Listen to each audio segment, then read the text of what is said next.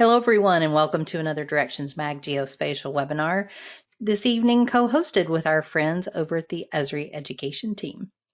I'm Barbara Duke, Managing Editor here at Directions Mag, joined by our Assistant Webinar Producer, Lynette Qualia. If you have any problems with your connection or want to reach out to us, drop us a note in the chat. We appreciate you stopping by directionsmag.com to check out the geospatial news, articles, podcasts, and of course, more webinars. Welcome back to Charlie, Kylie, and Tom. We are excited to learn the latest updates on cool digital map tools over at Esri for our classroom and other educational endeavors. So Charlie, we'll start with you. Welcome. Well, thanks, Barbara, and hello, everyone. It's great to be back here, and thanks for giving up some time to think about how to make education a little more powerful. We are going to try to give you an idea for just the right digital map tool. It's not necessarily a dramatic new tool that you need to engage, but maybe some different ways of thinking about it. Your brain is a good tool to work with as well. So we want to move forward, but for those of you who aren't quite familiar with Esri, we're a company that makes GIS software.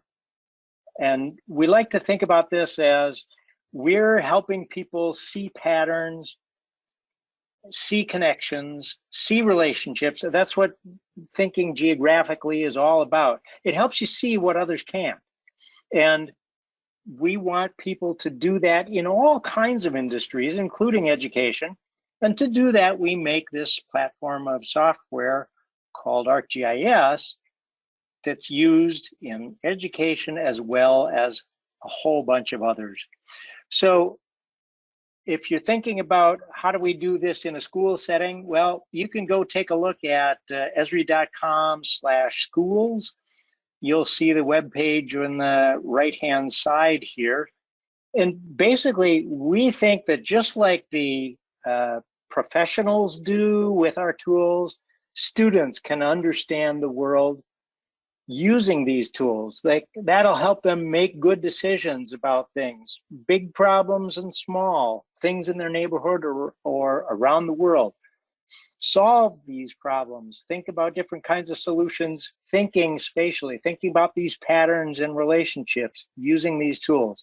We want people to do that all the time, and so we want to make these tools available for people to get accustomed to in school. We make it free for instructional use around the world by K-12 schools and clubs. So we hope people will jump right in. And the core of this is ArcGIS Online.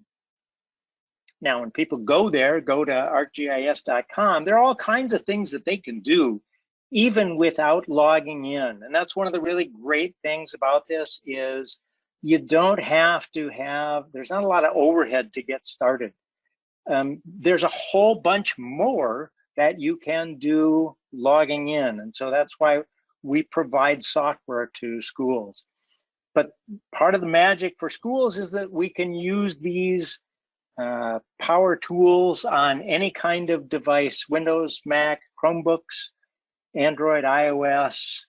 It's any device, anytime, anywhere connected. So that means at home, if somebody is stopping at a coffee shop or on their way back from school, it's really getting accustomed to working with these things. And this is where I'll say that frequency of working with these tools is a key for getting rolling successfully.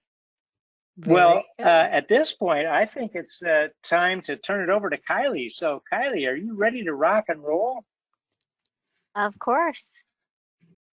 All right. Well, thanks everyone for joining us. What I want to do is take a minute and show what it is we're actually talking about here. So what you're seeing on my screen right now is ArcGIS Online, which is the main website that you go to use our geographic tools. So right now you can see I'm not logged in. And as Charlie was saying, there's quite a number of things you can do while you're not logged in. You can see at the top here are two of the key buttons, the map and the scene. Now the scene is the 3D experience, and that's a great and explore. Today I'm going to go on into the map and we're going to stay in the 2D world. Now I've already opened it, so instead of clicking there, I'm just going to jump to the next tab. So now we're looking at the map, and it's not a static map. We can interact with this map. I can scroll out and see more. I can scroll in, more area. I can scroll in and see more detail. I can also search and find places of interest. For example, if I wanted to check out a school,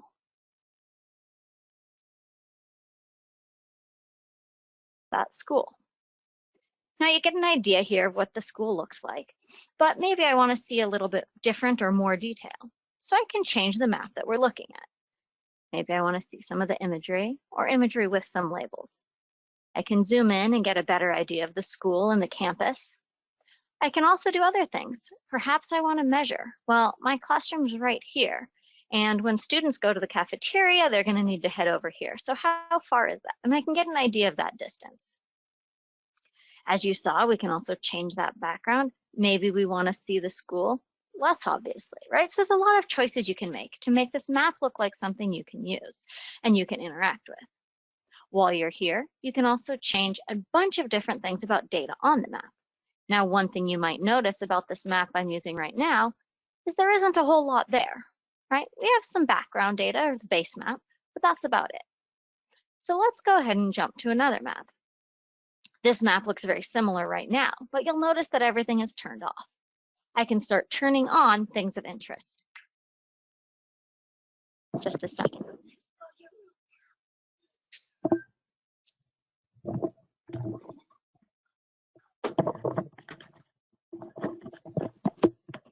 Sorry about that. There's a new puppy over here. All right, so let's go ahead and explore this map. We can turn on some different areas, for example, the biomes, if that's what we're exploring with our class. And we can zoom in and we can see some push pins that give us some details about those areas. And we can click and we can get additional information from this map. Some text, some pictures, and give children a sense of what's where. Now, we can go beyond just interacting with a map though, because you can take your maps and combine them with text, images, other media, maybe even additional maps, and make stories. Here's one story that you may find interesting. And in fact, this is a book that in Redlands, our 4th grade students read each year. So as you scroll through, you can see the story that was told in a book, and it happened to have been about a journey. So you can see the path that he took. And just like in the other map, you can click on different points, and they're interactive. And you can see information and learn more about it. Scrolling down farther, we get a little bit different experience as we can read a variation on the story. Scrolling through his pictures, seeing what part of the map we're looking at, maybe making that map larger if we'd like to dive in and explore it. And you can continue through the entire story, in this case being told from Oliver's point of view. Now, another thing that you can do, of course, besides a storybook as a map, is actually do some in-depth analysis and research. Esri runs a competition for middle and high school students each year, and this is the entry from our 2021 winner. Now, this is not a project that was done in one day. You can see here quite a bit of work went into the student's process, the things he did, what he found and plotted, but ultimately what he looked at was the locations documented in the Green Book and how those kind of represented racial segregation that was going on in New York City. So let's go ahead and look at the story that he created. You'll see it's a little bit similar to the story about Oliver and the format as you can scroll through and you can read text, see some media and images, as well if we keep going, learning about what he did and then seeing some maps, first seeing where New York is located, and then continuing and seeing different parts of information, such as the hotels in 1940 and the restaurants at that time.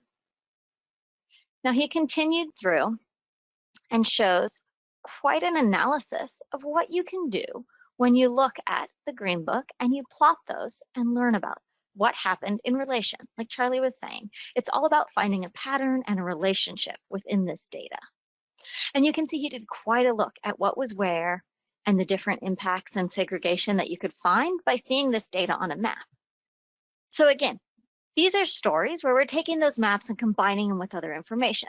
So this is another tool that you may find useful in the classroom. But I just wanted to give you a quick look at what a map looks like, jumping back to our very first map, the different tools you have available to you to interact with this geographic information, and then layering information onto that map and taking it all the way into a story where you compile this with some context around it.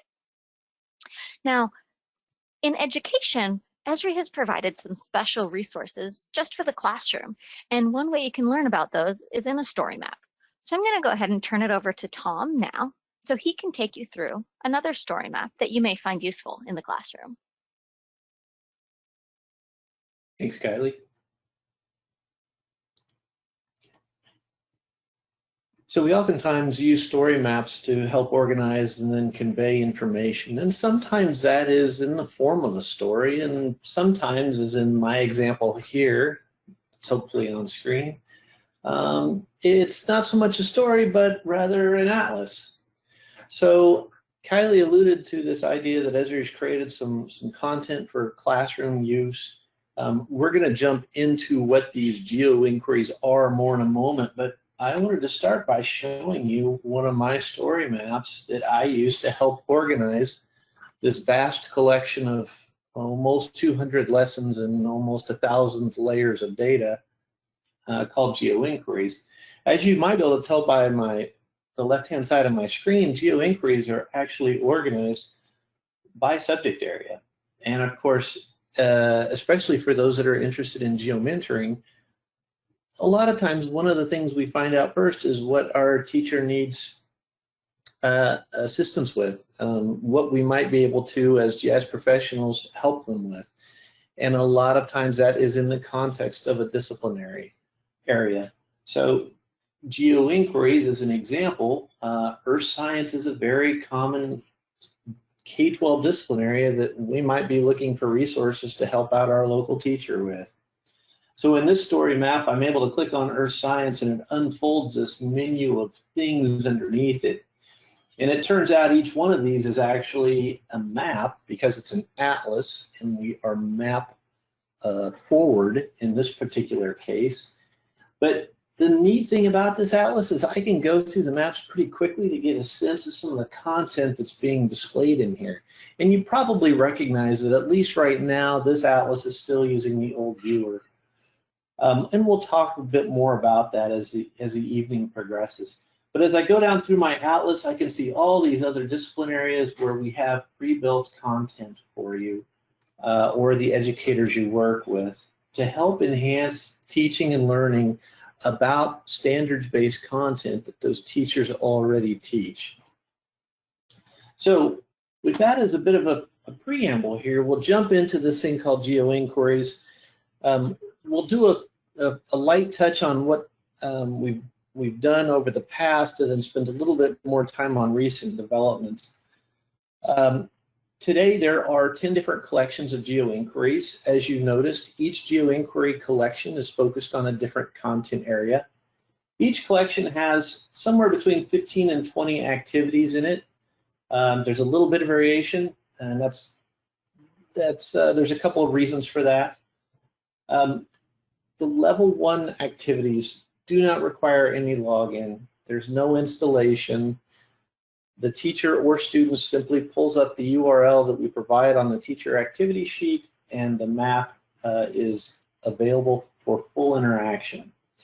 GeoInquiries are standards-based, so unless you happen to be working with one of the almost rare teachers that explicitly teaches GIS as their direct teaching activity, the teachers that you're going to run into are teaching earth science, they're teaching world geography, they're teaching algebra. And when those teachers are teaching subject areas, of course, many of them, almost all of them, are beholden to a set of standards. And so the GeoInquiries are tied to those same standards to make it easier to fit GeoInquiries into the normal workflow, if you will, of either the week, the month, or even the entire school year. The GeoInquiry activities are also linked to common textbooks. So in some cases, you can even find maps in textbooks that we have effectively brought into the digital age and make the data available inside of a GIS. Most of these activities are now time tested, and the good news there is, teachers and students have been using these things and working out any of the little rough edges on them over the last 6-7 years. And these activities were developed by teachers and continue to be honed by teachers. So they're pretty smooth. To that degree, we also curate them here at Esri. So we take that continuous teacher feedback and continue to work on them. Of course, you can access, or teachers can access these either with a single device or computer, whether that is face-to-face or in a virtual setting, owing to the way classrooms can and do look these days. This is an example of what a level 1 activity looks like. This is actually the teacher version of the activity. On page 1 of that activity, you'll notice there's a blue bar, and in that blue bar, you might be able to tell that there's a URL. And that's the URL that points to the map that coordinates with this particular activity. Of course, this is the cracked plates activity. It's in our Earth Science collection. So this whole collection is really targeted for upper, middle, and high school. And you'll see that if you happen to be a classroom teacher, you'll notice that we're using a 5-stage, the 5E inquiry model to organize this content. And we're going to run through a couple arrows here. Essentially, the header there near the top provides us with the learning standards as well as the outcomes. And then we can float down through the activities. Going over to page 2, you'll notice that there are technical tooltips to help with some of the more uncommon technical aspects that might cross your path in doing an activity. And then it's followed by next steps, which are oftentimes other Storymaps or GeoInquiry activities that you might choose to use. And last but not least, the GeoInquiry instructional activities are licensed under Creative Commons so that you can pretty easily mark them up, change them, make them work for your classroom. This is an example of the map that would go with that activity. In this case, and for those of you GIS professionals with us this evening, you're probably looking at it going, yeah, this is the classic map viewer. The GeoInquiry activities are rapidly moving such that they are both available in both the classic viewer as well as the new viewer, so, or the default viewer. So at least for this school year, you will find the majority of the GeoInquiry level 1 activities available in both new and classic map viewers. And here we've just got some of the content engaged with a quick look. So the cool thing about GeoInquiries is they are pre-built maps. They're pre-built inquiry arcs or questioning arcs that teachers can use to guide student engagement and pattern analysis, pattern recognition around the phenomena that's in question. They work beautifully either face-to-face or online, and part of that is because that map can be either loaded up on the teacher's whiteboard up in front of the classroom or on the student's Zoom screen back at home. They can just as easily be used in a regular classroom where the teacher is delivering from the front, or GeoInquiries also offer worksheets, and you can send them home as homework, and the kids can do the activity in the evening, and then when they come in the next day, teacher and students can discuss the really important stuff. What were the analysis that you took away from the activity? What are the patterns that you saw? What changes might we make, or what decisions could we make based on some of the content that we interacted with? GeoInquiries too, especially when they're presented by the teacher to front of the room, can pretty easily be differentiated either on the fly, or as I mentioned, because their content is licensed under Creative Commons, you could actually go back and mark up mark up the worksheet. So not only that, the activities, if you need to step them up or down, say you teach upper elementary, a teacher could very easily verbally step these activities up or down to meet the students' learning needs. So in GeoInquiries, some collections have what we call a level 2 activity. And level 2 activities engage the analysis tools that are in the classic map viewer. So what that means is whoever's using the map in a level 2 activity would need to have an ArcGIS Online account. Charlie's going to talk a bit more about accounts as we get further into the webinar if you're unfamiliar with them. But effectively, the student or teacher would need to have a publisher level account. And these are also free. But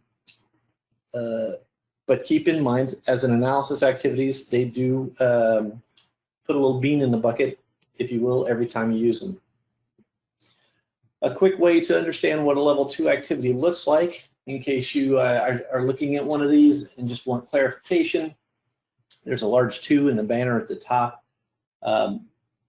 Perhaps more important for some of you that the level 2 GeoInquiry requirements are also called out on page 1 near the top. And then you'll notice that the analysis activity, the analysis component in the activity is called out with those blue circles, numbered circles. And those typically will fall either in the second or third stage of an activity. And that, by the way, was a U.S. history activity. So we do have some other projects that are related. One of these is state GeoInquiries effort. That means Texas, Virginia, West Virginia, Michigan, Minnesota, Georgia have all taken on the task of creating their own catered GeoInquiry activities. So where Esri produced content with teachers that was focused to support the nation at large, and these really are written to American curriculum standards. I should have noted that, but some of these select states have written for content that really hones in on state history and state geography. So if you fall into one of those states, and especially if you're a GeoMentor, take a look at that URL that's on the screen and maybe make note of that. You'll find some additional helpful resources. So a couple more things to keep in mind about GeoInquiries. We constantly post updates to the Esri community forum. There's some other additional guides and things of that nature that are also available there. And the last thing that I wanted to share with you all was one other area that we've been working in, and that's a GeoInquiries hub site. So hubs are tools that are a part of your ArcGIS Online organization. If you're an educator and your school has an organizational account, you also have access to these hub tools. So we set up a hub for GeoInquiries, and you'll notice we've got a small navigation across the top. One of the things I wanted to point out to you, though, is we have begun identifying themes within the existing GeoInquiry collections that really cut across a number of different subject areas. And I'll call out equity and racial justice just for a moment, because we do have a handful of new GeoInquiries under development right now by 3 teacher authors. I expect we'll see those out and available on our public websites probably around Thanksgiving time or late November.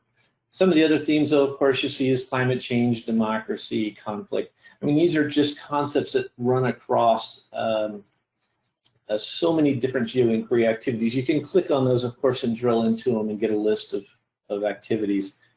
Again, reiterating the state GeoInquiries, and I think Barbara, you're one of my colleagues, is going to share the hub URL in the chat.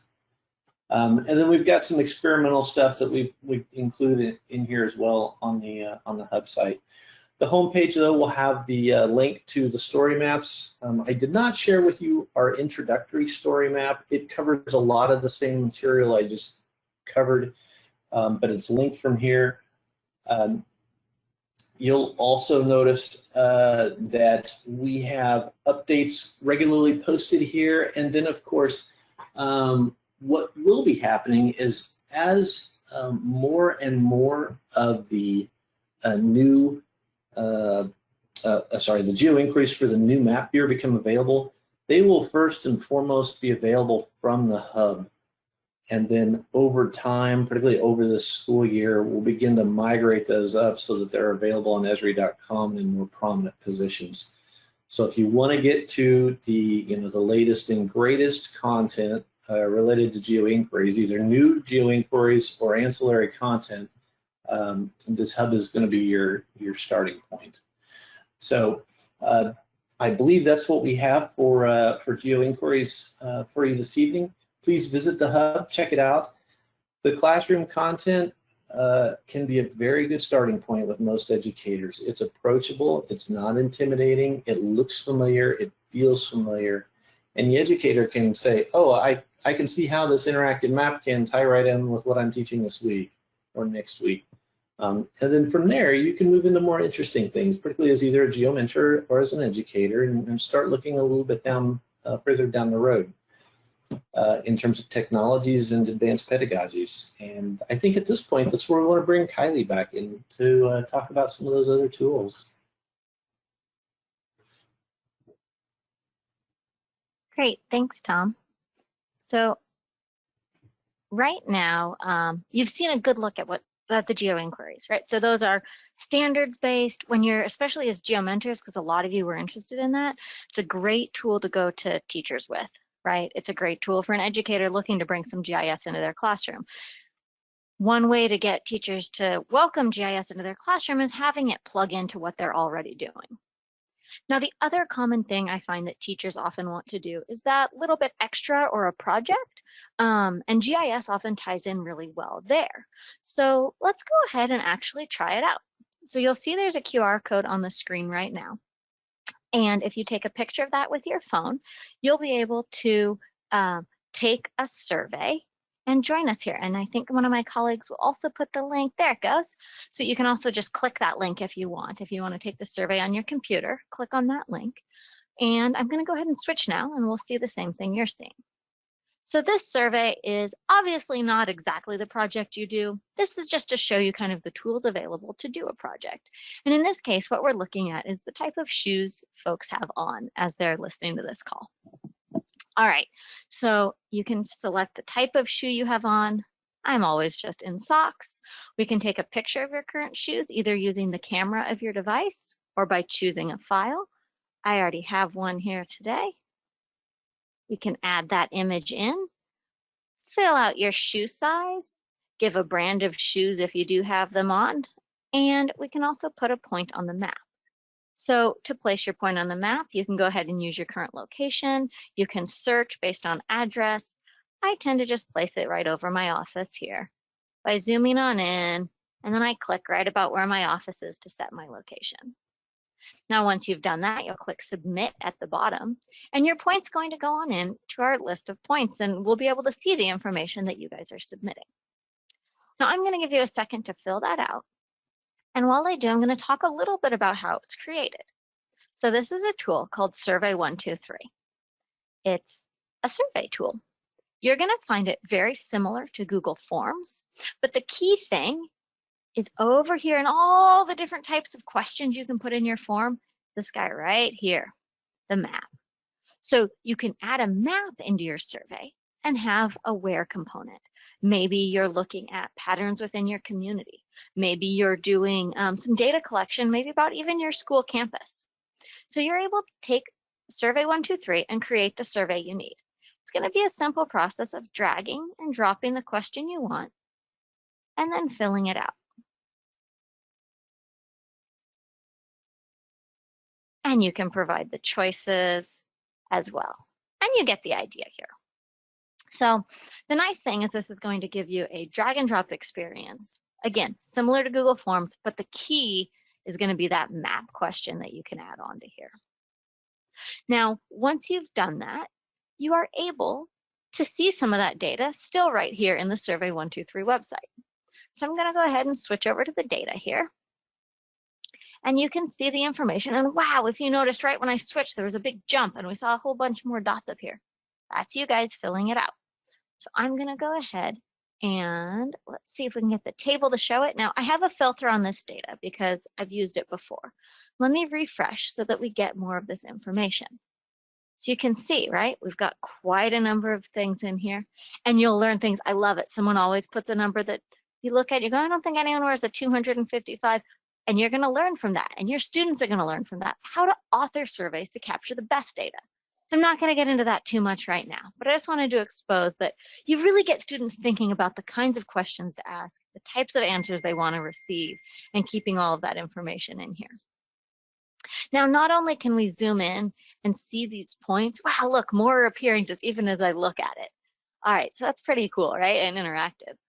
But right now, it's a little bit hard to see some of the answers. I've got a table in my data, and that's great, but what else can I do? Well, let's go on over to this Analyze tab.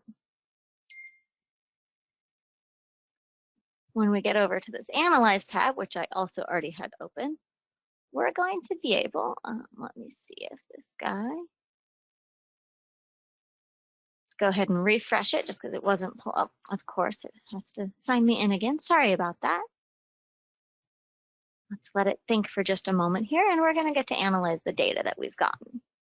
So right now we have filtered this data just to see the points coming in today, and you can see that right now, as I would expect in a webinar that you're likely watching from home, a lot of people don't have any shoes on at all. And we can see a breakdown, right? 14% are in casual shoes. We can see how many people have answered. And we can see kind of a chart of that information. So not only do we get a table of the data, we're also able to get some other displays. And down here, we can see the pictures of different entries. See, there's some bare feet. Here's probably an athletic shoe, I would guess that answer was, or maybe and here's my socks from earlier. And we can come down here and we can see a range of the sizes. Of course, that 255 bumped us way up, so everyone else is getting lumped into one bin. And we can see some different brands that people have provided. So you get a sense not only of how you can author a survey, you can collect data with it, and then you can do some basic analysis of it. But you're not limited. One of the great things about Survey 123 is you're not limited to just what this single app has to offer. Because when you collect your data with Survey 123, you're actually collecting it right into ArcGIS. And all of the features and functionality that you get in that website are going to be available to you here as well. So I'm going to go ahead to a new tab, and you'll see here we're back in the map. And you can see as we look at our map, let's go ahead and let me refresh it really quick so we pull in the new data. There is a setting where I can have that update, but I forgot to check it in this map. So it's a reminder to myself to make sure I get that one next time. But now you can see all these points coming in. And you may be curious what the colors mean. Well, let's check out the legend. So now we can see, oh, the yellow is none. That's why there's a lot. That was our most popular answer. And we can do the things we did before. We can see different base maps and see that data in different ways.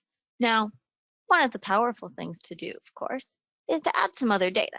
For example, we're looking at shoes right now. And while we're in a webinar, it's likely that we're at home and fairly climate controlled. And again, most of us have no shoes on. But what if we were to put the weather data in? And perhaps we did this webinar and asked what kind of shoes people wore when they went out today. And you might find a pattern because of their location and the trends of weather around them. And you could see a relationship between those. Now, of course, today we don't have that, but I'm just giving you an example of the ways you can take the data you collect, place it with other data into the same map, and start to find some of those patterns that Charlie was talking about. Now we can continue. We've made a map, we've put some dots on it, maybe we've played with weather with it, but there's always something more you can do with a great bucket of data. And that's one of the fun things, right? So ArcGIS has other apps as well that you can bring in because again, you've put your bucket of data into ArcGIS. One of those things is a dashboard.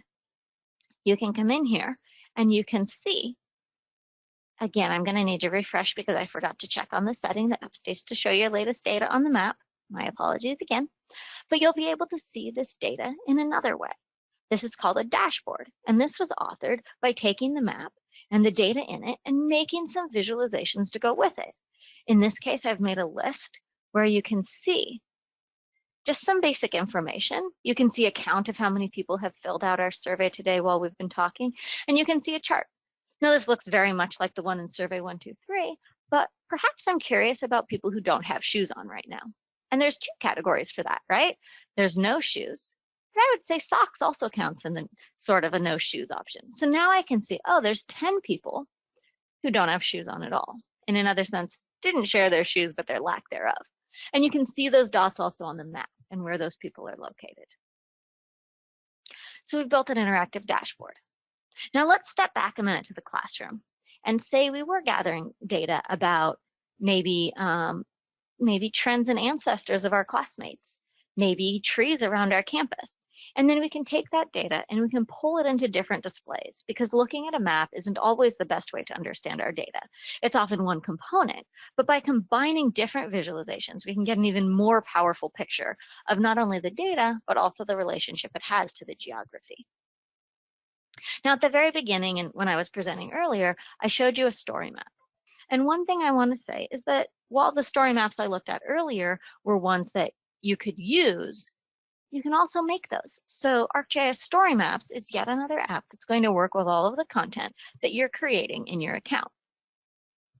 Now, in this case, I'm going to share a story map about favorite color, but you'll find some commonalities with the shoe data we were just looking at. This story map is presenting this research and inviting others to participate, just as I did with the QR code. As you scroll down, you'll see the survey, and participants could fill it out. You can choose your favorite color, and you can put it right onto the map. Or you can continue scrolling and see a map of that data. Again, with it being a story map, this map is going to be interactive. I don't have to just look at it. I can actually explore it and dive into the areas that are interesting to me. Similar to what we did before, there's also a dashboard, and we can combine that into our story map. So start thinking of these story maps not only as telling a story, but maybe also as a report, right? You've done a project in your class. Maybe you want to invite people in like this does to participate in your data collection and kind of see the results as they go. Maybe you want to use it after the fact, and you're not going to include the survey itself in, but just invite people to explore the results. And again, you can take all different types of media, images, videos, your maps, and they'll be fully interactive, and create an experience where you as the author can guide the reader through, because you're kind of just creating a great web page that helps people explore your data and steps them through the story you want to tell of it. All right. That is just that other look, right? So you have the GeoInquiries and the classroom content tied to standards and things teachers are already doing. And then you have the project approach of doing something that might be a little bit different. Now, that's not to say it can't tie into standards and other things that the students are learning. You educators have great ways to do that, and you geo mentors, your teachers are going to have no end of ideas there for you. But just exposing you to some of these tools that you'll have available. And I'm going to turn it back over to Charlie now to talk a little bit more about maybe how you get these tools.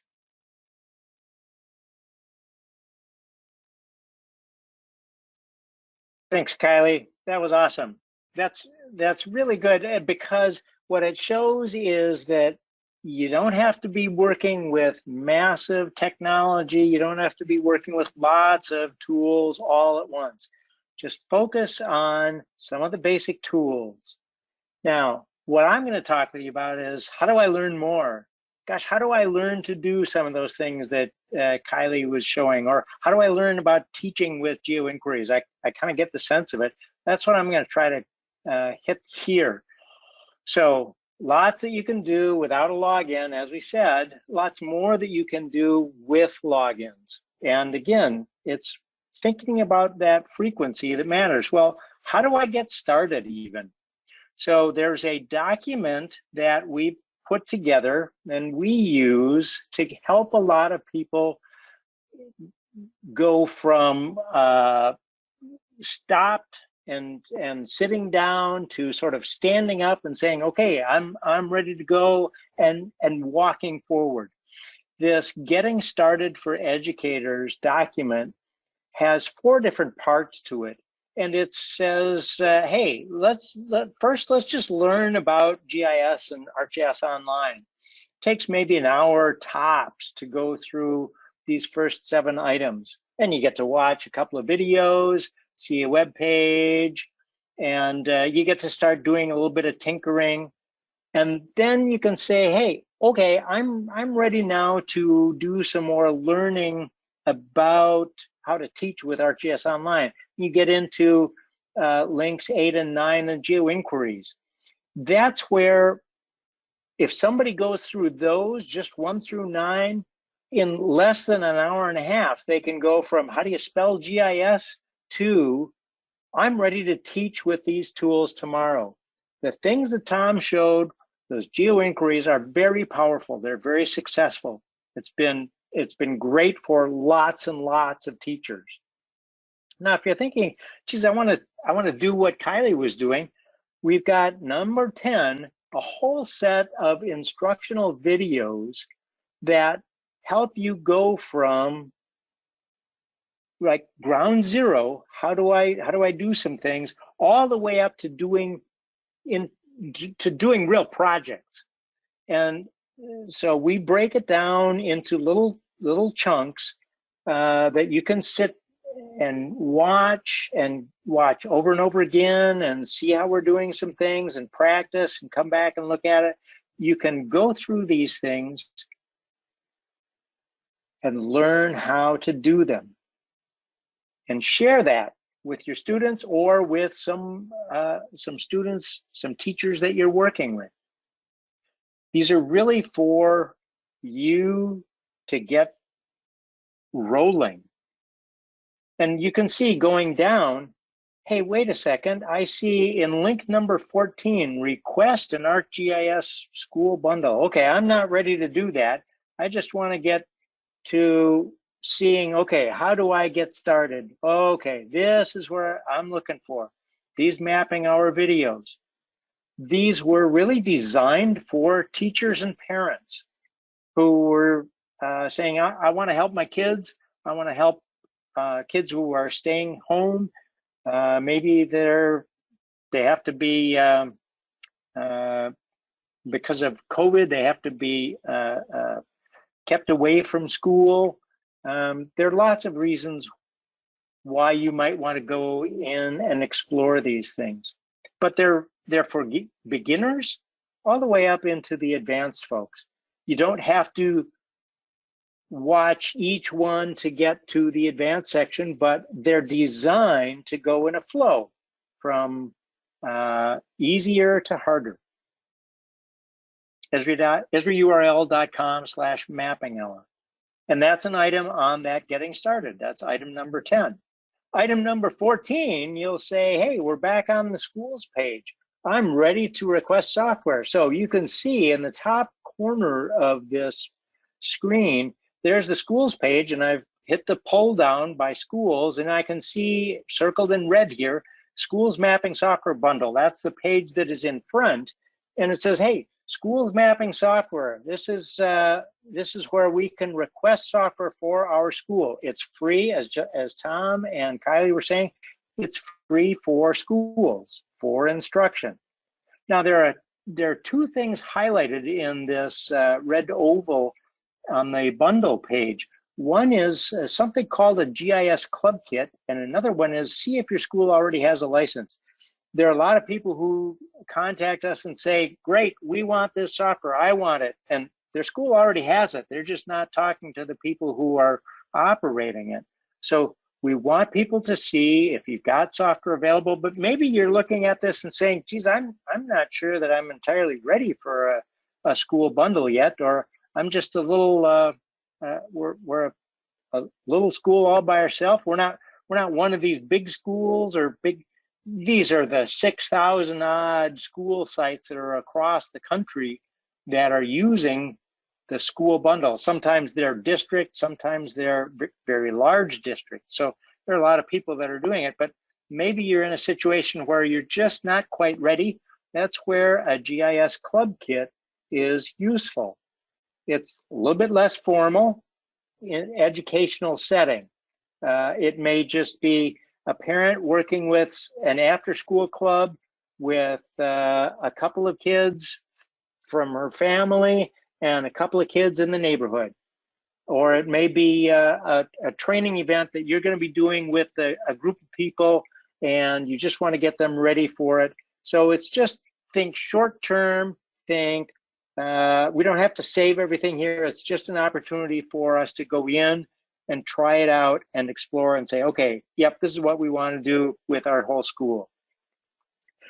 And then once you acquire a set of software for the school, then it helps to have some guidance in terms of setting up your ArcGIS Online organization. Again, that's the heart of that school bundle license.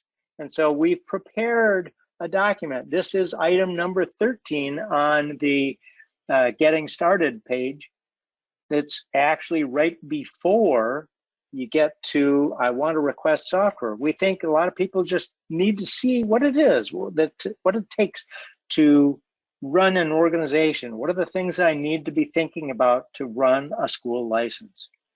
So it doesn't need to be elaborate to have the right tool. The right tool is a brain thinking about what you can do with what you have and what you've got access to. We provide you a whole bunch of stuff to get you going. We want you to be able to make use of it, take good advantage of it, work with the students that you're familiar with, work with your friends who are the teachers, work with people that are just starting to hear about GIS. Okay, I'll bet you, Barbary, we've got some questions. Do we have any questions that have rolled in during the evening? I am sure folks have questions, but do folks keep an eye on your inbox? We will be following up with the link to the recording as well as all of these links if you don't already have that downloaded. Excellent. So, Charlie, you have given us a great collection of handouts and links. So the first question coming in is, are these only for K-12 public schools, or can the bundles be given to private or religious schools? That's a great question. I'm just going to go back to this map. There are a whole bunch of non-public schools on this map. And as you can see up here, it says to any K-12 school, public, private, or homeschools, or youth club. Now, what's the difference? What might I get a school bundle instead of a club kit? If you know that you're going to be doing this year after year after year, then by all means, stay with the school bundle. If you're just in the explore mode and you're only going to be doing something for 3 months and then you're going to be moving to some other location and whatever the reasons might be that you just want to do things for a short time, a club kit is perfect for that. So we try to give people a couple of different options. We want you to use what will be working for you.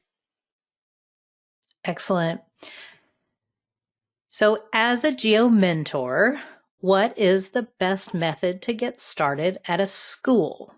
Would that be a teacher, the principal, maybe go to the district level? Perhaps you guys have some advice. Boy, that's a great question, because if you don't know anybody at the school, there are some places that you can start. But if you do know someone at a school, that's the best place to start. Talk with somebody that you know at the school, because they probably think, okay, this is a good person who's got some ideas, and I can spend some time with them. I can trust what they're telling me.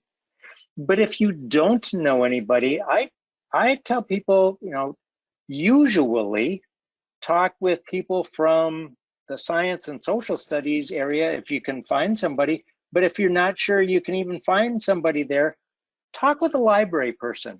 The library, media, computer-oriented people, those folks talk with all of the teachers in the school.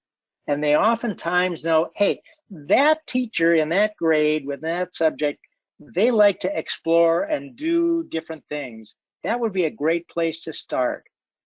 It's not always a particular discipline. in some schools. You'll find that there are English teachers. We know somebody who's an English teacher who used to do this. Maybe. Barbary. Yes. Yeah.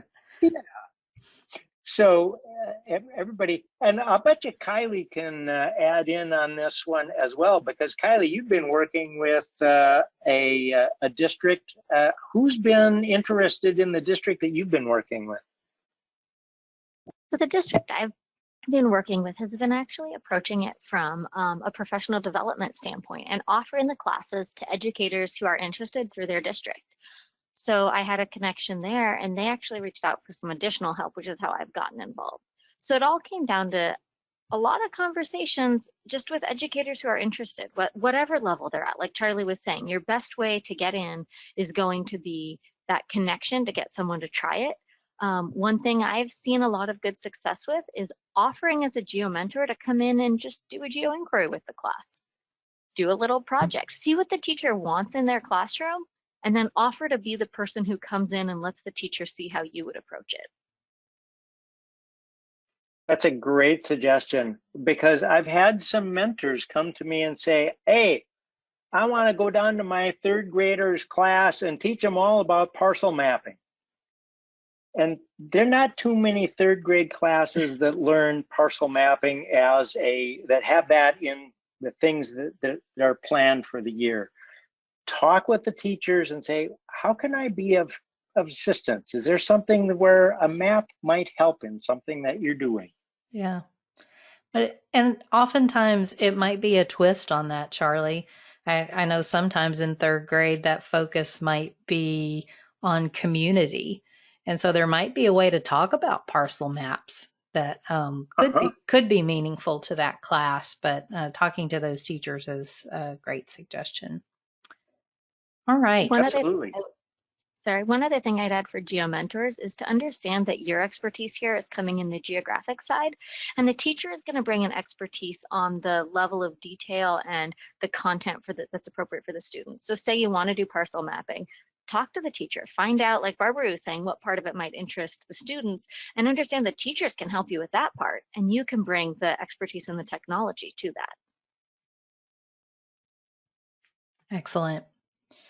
All right. Well, great information. Charlie, you want to remind us one more time that email address, just in case they have burning questions after they leave us? Yep. You can reach us anytime, schools@esri.com. That'll come to Kylie and Tom and me.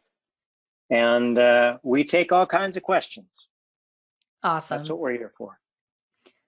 Well, thank you, three. Always great to spend an evening with you, some of my favorite educational people in the world. We appreciate you telling a friend about Directions Magazine and GeoInquiries and all those great school resources over at Esri, and we hope you have a great rest of the week. Thanks, everybody.